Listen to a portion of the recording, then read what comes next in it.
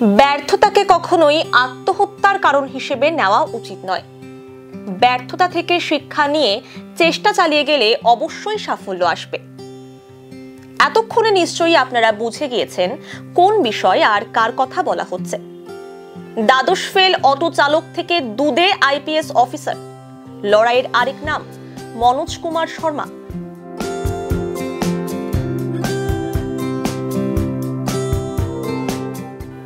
সম্প্রতি বড় পর্দায় মুক্তি পেয়েছে 12th ফেল, যা অত্যন্ত অনুপ্রেরণাদায়ক।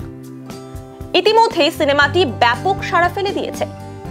ইচ্ছা আর মনের অদম্য জেদ এক সামান্য মানুষকে যে অসাধারণ উচ্চতায় পৌঁছে দিতে পারে, তারই এক উদাহরণ মনোজ কুমার শর্মা।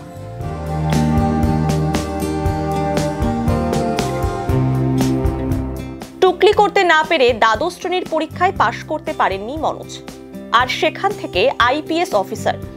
আইপিএস মনোজ কুমার শর্মার জীবন সত্যি অদম্য জেদ আর লড়াইয়ের এক নজিরবিহীন কাহিনী। জীবনে জয়ী হতে হলে লড়ে যেতে হবে, এটাই যেন ছিল মনোজ কুমার শর্মার জীবনের মূল মন্ত্র।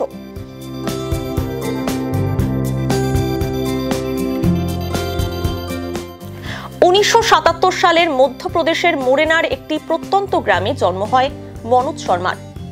ছোট থেকেই গড়পড়তা ছাত্র ছিলেন। নকল করতে না পারায় দ্বাদশ শ্রেণীর পরীক্ষায় ফেল করেন মনোজ। কোনো মতে দ্বাদশ পাশ করে একটা চাকরি করবেন ভেবেছিলেন, তবে সে আর হলো কই। এরপর ভাইয়ের সঙ্গে অটো চালাতে শুরু করেন মনোজ। একবার পুলিশ মনোজ শর্মার অটোটি আটক করে। অটো ছাড়াতে মহকুমা শাসকের অফিসে যান মনোজ। তার আশা ছিল মহকুমা শাসকই পারবেন সাহায্য করতে। বিশেষত যে মহকুমা শাসকের নির্দেশে পরীক্ষায় নকল করা বন্ধ হতে পারে, তিনি যে যথেষ্ট ক্ষমতাশালী সে ধারণা ছিল মনোজের। আর এরপরই যেন দিব্য চক্ষু খুলে যায় মনোজের। ওই সাক্ষাতেই যেন বদলে দেয় মনোজের জীবনের গতিপথ। সিদ্ধান্ত নেন জীবনে একজন ক্ষমতাবান ব্যক্তি হবেন। এরপর গোয়ালিয়র এবং পরবর্তীতে সেখান থেকে দিল্লির পথে পাড়ি দেন মনোজ। এই সময় এতটাই কঠিন সময়ের মধ্য দিয়ে মনোজকে যেতে হয়েছিল যে তার মাথার উপর ছাদটুকুও ছিল না। ফুটপাথে ভিখারিদের সঙ্গেও ঘুমোতে হয়েছে তাকে। তবে লড়াই বন্ধ হয়নি। একসময় লাইব্রেরিতে লাইব্রেরিয়ান কাম পিয়নের কাজ পেয়ে যান মনোজ।